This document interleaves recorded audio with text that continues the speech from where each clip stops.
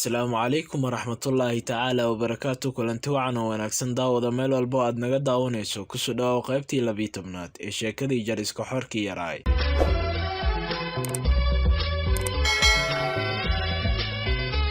qaybta 11aad sheekada waxay inoo joogtay halkan baanu joognaa. waxaan ahay Dooliya Siraaj, waxa ila jooga Anwar, Cali iyo Jawaad. halkan baanu joognaa.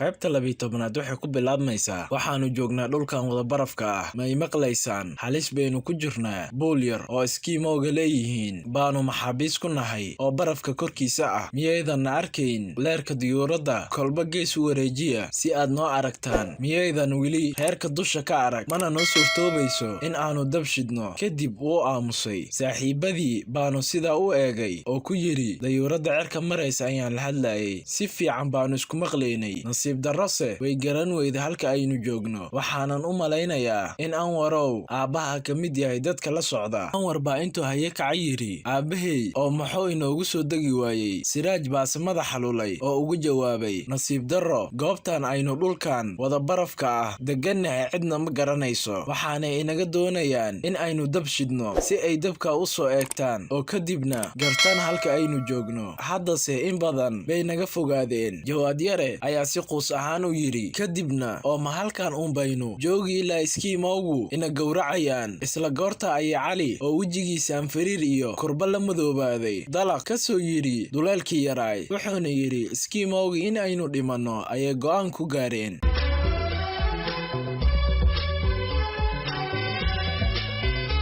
Anwar baase markii intuu booda yidhi, wallaahi in aynu halkan ku dhimanayn waa in aynu nabadgalnaa ee ina mariya xaggii markabka u baxsanne. ilaa waa in aynu dab shidnaa si aabbahay iyo colkiisu halkaynu joogno u arkaan oo inoogu soo degaan. war ina keena xaggii markabka aan aadne. Siraaj baa isaga oo yaaban yidhi, oo sidaynu markabka dhihi doonnaa? waa in aynu aabbaha iyo colka la socodsiinaa si aan u tusno goobta aan joogno. waa in aynu dab shidnaa. Anwar baa si dhiirigelin ah u yidhi, waxaan idin leeyahay ina mariya ilaa markabkii. Cali baa fikiray kadibna yidhi, aqligaaga dib ugu noqo Anwarow. qoladaani waxay ku tashadeen in ay inalaayaan. markaa bal u fiirso arrintan, leen dekadda markabku inaga dhicin mayse. Siraaj baa isaguna yidhi, waa in aynu ilaa dab shidnaa. dab ay qoladan ina raadinaysa inagu soo arkaan. Anwarse dheg uma dhigin hadalkii Siraaj iyo kan Cali midna, ee intuu daloolkii derbiga ka baxay ayuu isku sii daayay ilaa markabkii. saaxiibadiina iyaga oo aan kas iyo maan midna ku jirin bay daba galeen. mugdigii baana u kaalmeeyey oo ma uu arag ninkii iridda boolka ilaalinayay. maray acbaar ka dambaysay uun baanu dareemay marnaanta meesha. markuu iriddii furay oo qofna ku arki waayey ayuu u orday xaggii reerka oona kor u qeyliyey. wuxuuna yidhi,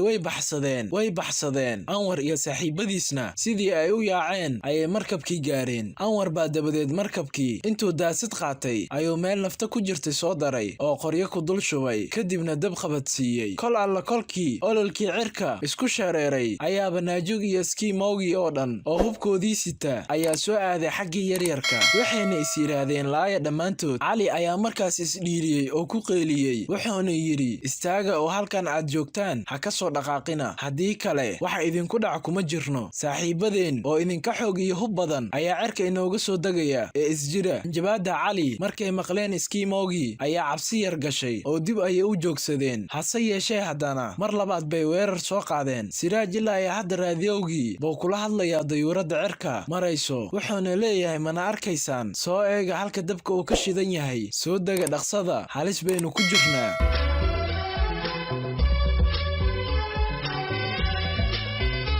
intaas waxay noogu dhammaaday qaybtii 12aad ee sheekadii jariska xorkii yaraay.